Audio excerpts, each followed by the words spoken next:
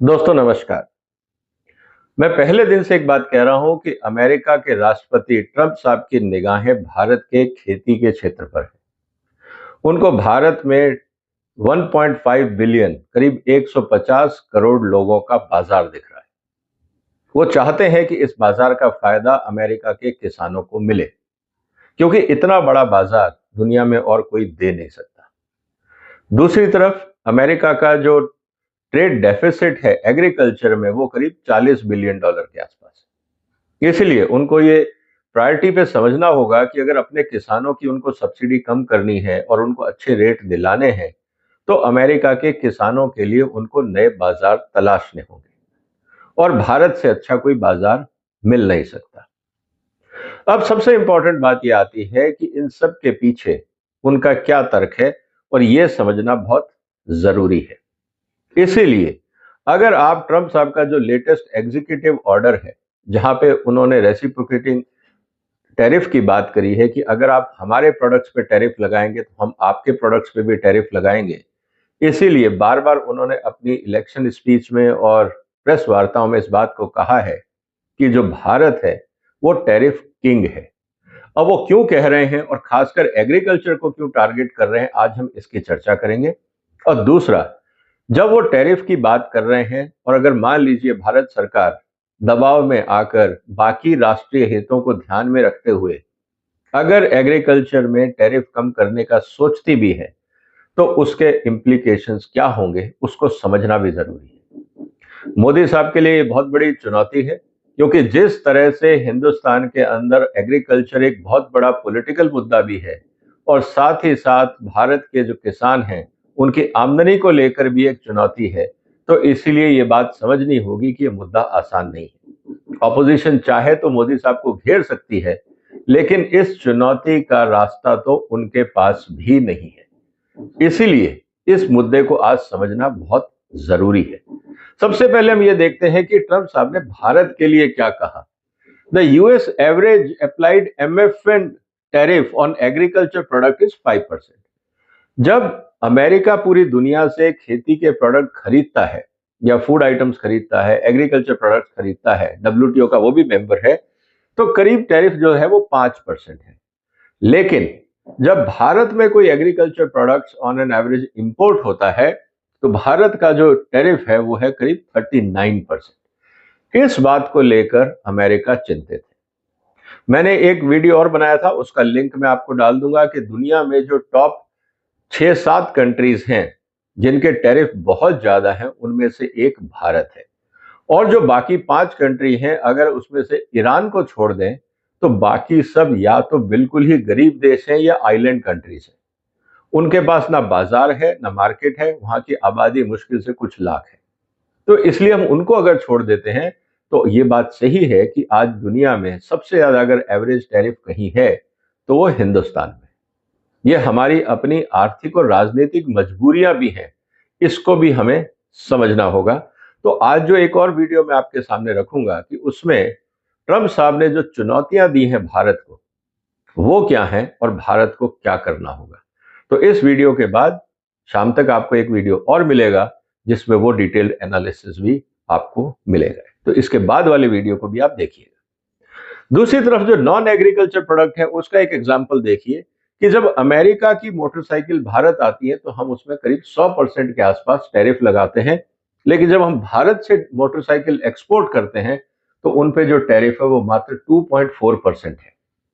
अब 2.4% का जो टैरिफ है, जो अमेरिकन प्रेसिडेंट साहब ने कहा है, निश्चित रूप से कोई भी देश कहेगा कि हमारे यहाँ बहुत ज्यादा प्रोटेक्शनिज्म है। चलिए, ये बात तो रही इंडस्ट्रियल सेक्टर की। अब हम वापस मुद्दे पे आते हैं, वो है एग्रीकल्चर का मुद्दा।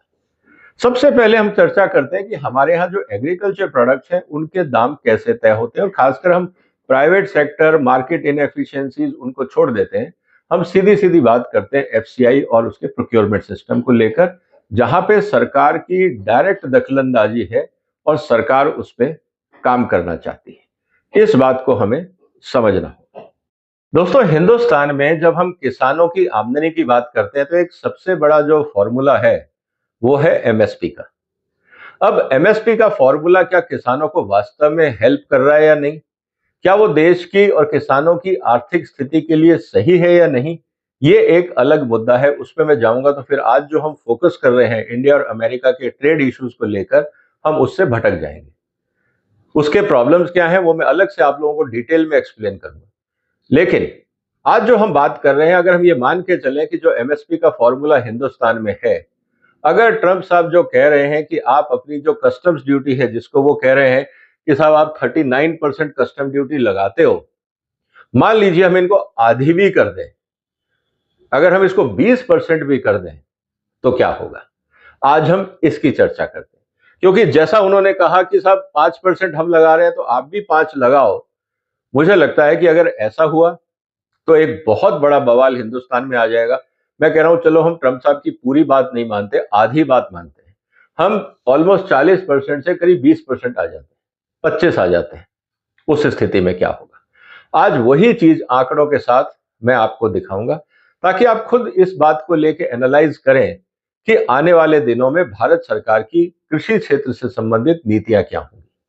साथ ही साथ इस बात को भी समझना होगा कि जो हमारे किसान नेता हैं, जो हर बार एमएसपी बढ़ाने की बात करते हैं, अगर वो लगातार ये बात करते रहे तो आने वाले दिनों में भारत का किसान का क्या हाल होगा, ये भी हमें समझना होगा। और जो हमारे वैज्ञानिक हैं, उनको भी ये समझना होगा कि भारत की अर्थव्यवस्था में अभी तक जो उन्होंने ग्रीन रेवोल्यूशन में किया, हम पिछले 50 साल में किया, हम उसको गाते रहते हैं, अच्छा अचीवमेंट है, कोई प्रॉब्लम नहीं है। लेकिन क्या हम इतिहास के भरोसे भविष्य बना सकते हैं?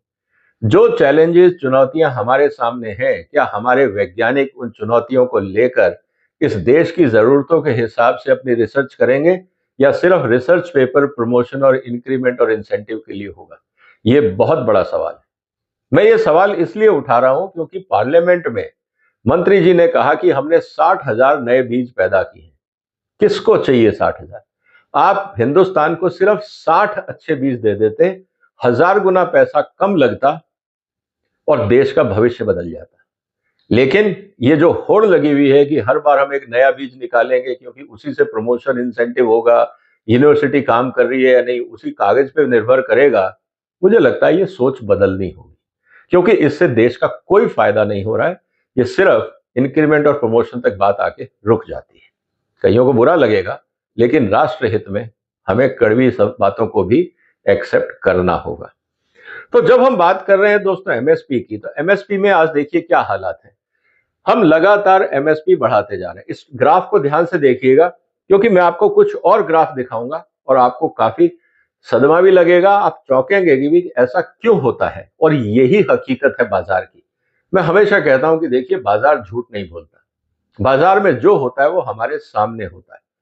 हम पॉलिटिशियन नहीं हैं, हम वही करते हैं जो कंज्यूमर करता है, हम वही करते हैं जो बाजार कहता है। इसीलिए तथ्यों के आधार पे हम बात करते हैं, और इसी चैनल की खासियत यही है कि हम यहाँ पे ओपिनियन नहीं देते, हम यहाँ पे पॉलिटिकल कमेंट्री नहीं देते, हम यहाँ पे आपके सामने एविडेंस रखते हैं और फिर उस एविडेंस के साथ आपसे चर्चा करते हैं। इसलिए इस चैनल को आपको सपोर्ट करना चाहिए, इस चैनल को आपको प्रमोट करना चाहिए, सब्सक्राइब करना चाहिए और इन वीडियोस को शेयर करना चाहिए, ताकि ज्यादा से ज्यादा लोगों तक ये मैसेज जाए और हम सब राष्ट्र हित में अपना अपना योगदान दे सकें। अब देखिए सवाल इस बात का है दोस्तों कि जब 2014 के अंदर, मैं ये कहता हूं मोदी साहब जब सत्ता में आए थे, उस समय जो हमारा एमएसपी था, मैं सिर्फ 2 ही क्रॉप ले रहा हूं, व्हीट और राइस, पैडी की मैं बात कर रहा हूं। अंतरराष्ट्रीय बाजार में पैडी नहीं बिकता है, राइस बिकता है, तो हम यहां राइस की बात करें। लेकिन जो एमएसपी है वो पैडी का होता है। तो अगर हम ये देखें तो करीब 14 रुपए के आसपास, 13.5-14 रुपए के आसपास एमएसपी था जब मोदी साहब सत्ता में आए थे। आज करीब 24 रुपए के आसपास है। कहने का मतलब क्या है कि 10 रुपए, मतलब हर साल ऑन एन एवरेज हमने 1 रुपए एमएसपी बढ़ाया है। अब कहने को तो लगेगा ये बहुत कम है, लेकिन हम किसके हिसाब से कह सकते हैं? इसीलिए एक आंकड़ा आप और देख लीजिए। अब दोस्तों ये है अंतरराष्ट्रीय रेट आज की तारीख में गेहूं का। अब ये आप टाइम देखिए जब यूक्रेन वॉर शुरू हुआ था, हमारे यहाँ पे हमने कहा था देखो हम दुनिया के सबसे बड़े व्हीट एक्सपोर्टर हो गए हैं, क्योंकि उस समय यूक्रेन रशिया वॉर शुरू हुआ था, व्हीट की सप्लाई में काफी गड़बड़ थी। 40 रुपए के आसपास व्हीट का रेट पहुंच गया था। हमारे यहाँ एमएसपी थी करीब 18 रुपए। तब लोगों ने कहा कि आप व्हीट एक्सपोर्ट पे बैन क्यों लगा रहे हो जब किसान को कमाने का टाइम आया। दोस्तों, किसान नहीं कमाता, वो व्यापारी कमाते। वो 40 रुपए में गेहूं बेचते अंतर्राष्ट्रीय बाजार में और खरीदते 20 रुपए में। किसान खुद जाके तो अंतर्राष्ट्रीय बाजार में बेच नहीं सकता। इसीलिए इस बात को समझना होगा कि भारत सरकार ने जो बैन लगाया था वो उचित था, उस समय के लिए उचित था। लेकिन जैसे ही यूक्रेन वॉर के बाद लोगों ने स्थितियों को समझा, अपने काम करने के तरीके को बदला, आज रेट जो है, अगर आप अंतर्राष्ट्रीय बाजार में देखें तो जो पहले यहां पे आपको 40 रुपए के आसपास दिखता था वो अब घट के आ गया वापस 20 रुपए के आसपास। अगर आप यहां देखते हैं तो ये वही 20 रुपए के आसपास आपका वीट आ गया। अब 20 रुपए वीट है।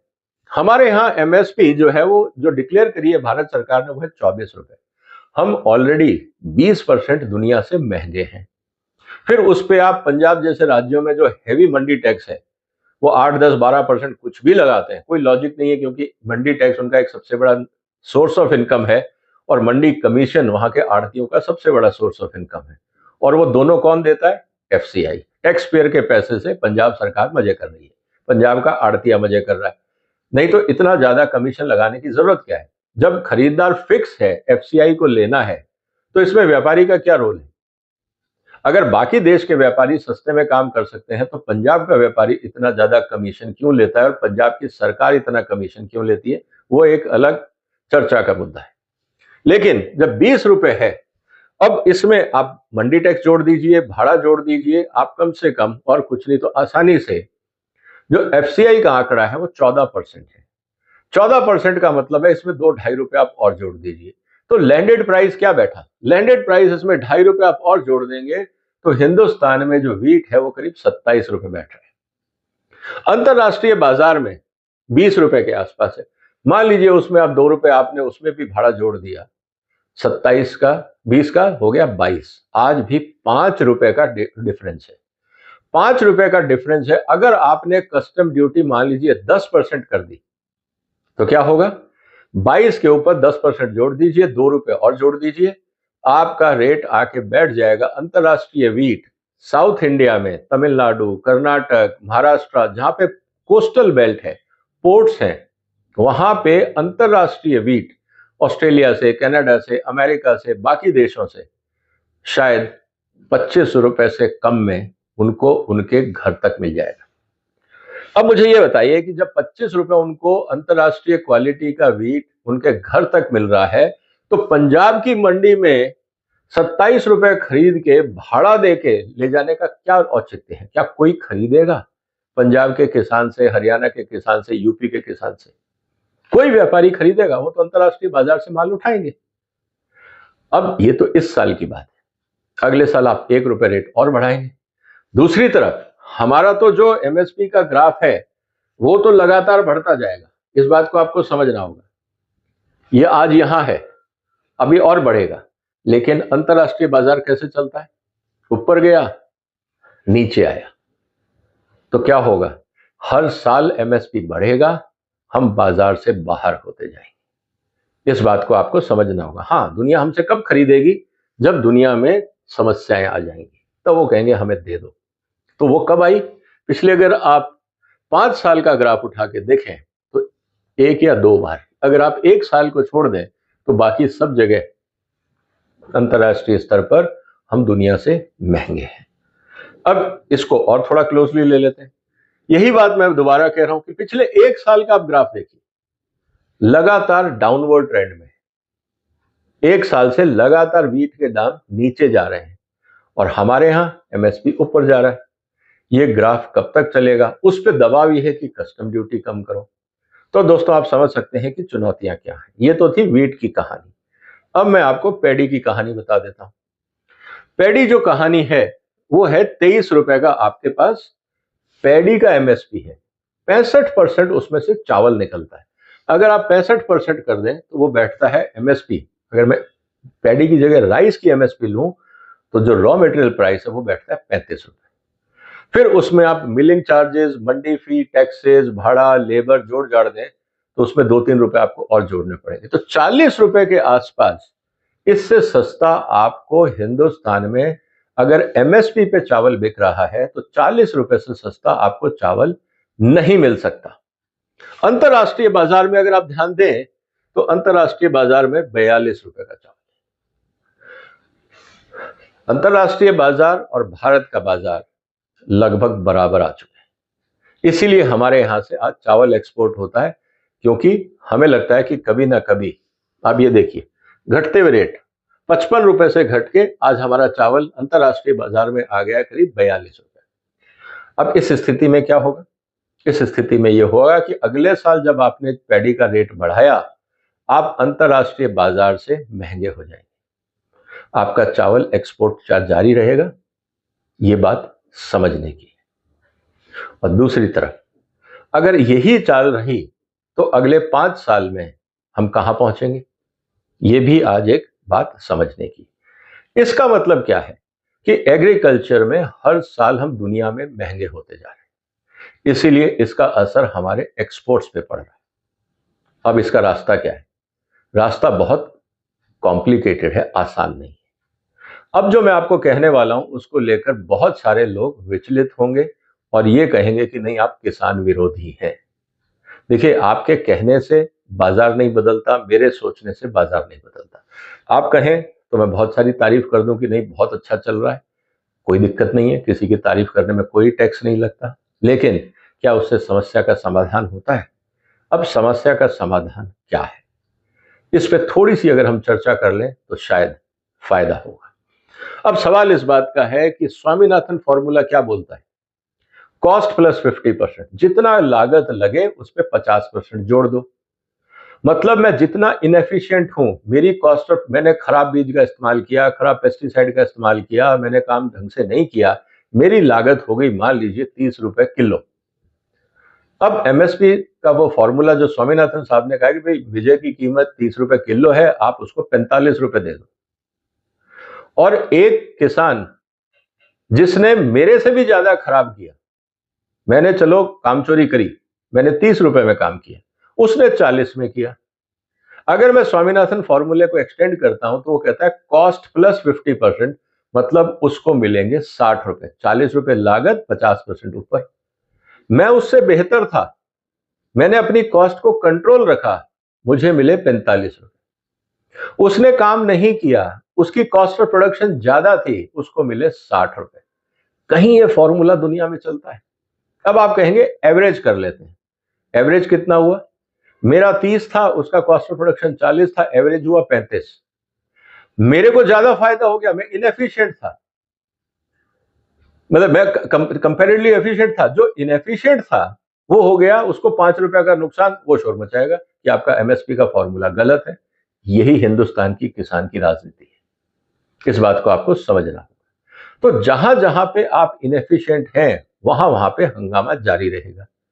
अब ऐसा क्यों हो रहा है? क्योंकि इस फॉर्मूले की जो सबसे बड़ी कमी है उसमें ना तो क्वालिटी का कहीं जिक्र है ना प्रोडक्टिविटी का, कि अगर हम एमएसपी देंगे तो एवरेज खेत की जो प्रोडक्शन है वो कितनी होनी चाहिए। क्या वो 2 टन पर हेक्टेयर होगी, 3 होगी, 4 होगी, इसका कहीं जिक्र नहीं, सिर्फ कॉस्टिंग की बात। इसका मतलब किसान को कोई इंसेंटिव नहीं है कि वो नई तकनीक का इस्तेमाल करे, एक्सटेंशन सर्विसेज का इस्तेमाल करे। उसको सिर्फ एक ही काम है कि पॉलिटिकल दबाव बनाए और एमएसपी बढ़वाए, और यही किसान नेता पूरे देश में कर रहे हैं। कभी किसान नेताओं को आपने ये कहते सुना कि हमें बेहतर सीड टेक्नोलॉजी चाहिए, हमें बेहतर पेस्टिसाइड टेक्नोलॉजी चाहिए, हमारे को एक्सटेंशन सर्विसेज दिलाई जाए, हमें बाजार का मार्केट इंटेलिजेंस बताया जाए ताकि हम जो मुनाफे की फसलें हैं उस पर डाइवर्ट हो? ऐसी कहीं चर्चा नहीं, क्योंकि मुद्दा सिर्फ एमएसपी तक आके रुक गया है। अब ऐसी स्थिति में क्या होगा दोस्तों? ऐसी स्थिति के अंदर चैलेंज ये है कि आपकी कॉस्ट ऑफ प्रोडक्शन बढ़ रही है, हर साल आप एमएसपी बढ़ा रहे हैं, अब आप टैरिफ घटा सकते हैं। मैंने तो भारत सरकार को एक फॉर्मूला ये दिया था कि जब भी आप एमएसपी बढ़ाएं, आप कस्टम ड्यूटी बढ़ाएं। नहीं तो हो क्या रहा है, आज हम 70% तेलों का आयात कर रहे हैं, हमारा माल एक्सपोर्ट नहीं हो रहा है, हम आयात कर रहे हैं, दालें हम आयात कर रहे हैं। अब हम अगर यही हिसाब रहा और ट्रंप साहब की हमने बात सुन ली तो हो सकता है कि हमको चावल और गेहूं भी आयात करने में सहूलियत हो जाए। व्यापारी क्या करेगा? उसको किसान से कोई लेना देना नहीं, उसको अपना मुनाफा देखना है। उसका कहना बहुत सिंपल है, अगर मैं बचूंगा तो मैं किसान की हेल्प कर पाऊंगा ना। जब भारत के किसान से लेकर मैं ही नहीं बच पा रहा हूं, मैं आपसे बाजार से माल उठाता हूं 35 रुपए का गेहूं और उस पर फिर टैक्स देता हूं, दुनिया भर के करप्शन है, मेरे को इंस्पेक्टर तंग करते हैं, काम करने में दिक्कतें आती हैं, इंफ्रास्ट्रक्चर महंगा है, बिजली नहीं आती, जनरेटर पे काम करना पड़ता है, बहुत सारी समस्याएं। तो इससे बेहतर है ना मैं बना बनाया सस्ता माल लूं, अपने ब्रांड में बेचूं और मुनाफा कमाऊं। मैं ये सारी सिरदर्दी क्यों करूं? इसीलिए आप देखेंगे कि ज्यादातर मैन्युफैक्चरर हिंदुस्तान में ट्रेडर बनते जा रहे हैं। उनके पास डिस्ट्रीब्यूशन है, उनके पास ब्रांड है, वो आयात करते हैं, उसमें अपना डब्बे बोतल में थैली में अपना माल भरते हैं, ऊपर लेबल लगाते हैं और बेचते हैं और मुनाफा कमाते हैं। इससे ज्यादा उनको मेहनत करने की जरूरत नहीं। जब मुनाफा ज्यादा मिल रहा है तो फिर मुश्किल वाले रास्ते में क्यों उतरे? किसान से क्यों डील करें? फिर उनकी पॉलिटिक्स क्यों झेलें? ये सब चीजें हमें सोचनी होगी। इसीलिए दोस्तों, मेरा ये कहना है कि अगर हमने ट्रंप साहब की बात मानी तो हिंदुस्तान में बवाल मचेगा।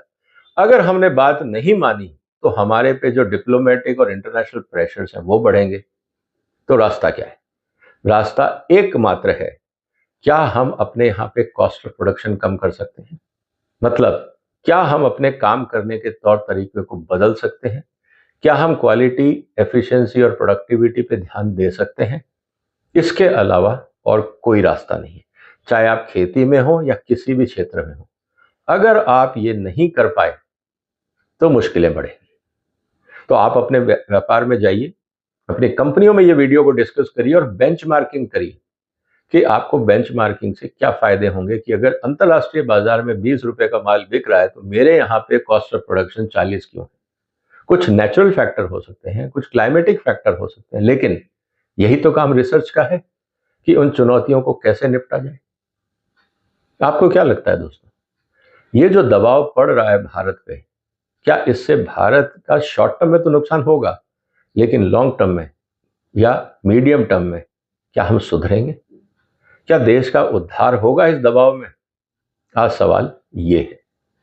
आप इस वीडियो को शेयर करिए, अपने विचार जरूर कमेंट बॉक्स में लिखिए कि आने वाले दिनों में भारत को क्या करना चाहिए इस तरह की अंतर्राष्ट्रीय चुनौतियों से मुकाबला करने के लिए। और दूसरी तरफ हम अमेरिका से डरे नहीं, हम ये टारगेट करें कि हम उस बड़े बाजार को कैप्चर करें।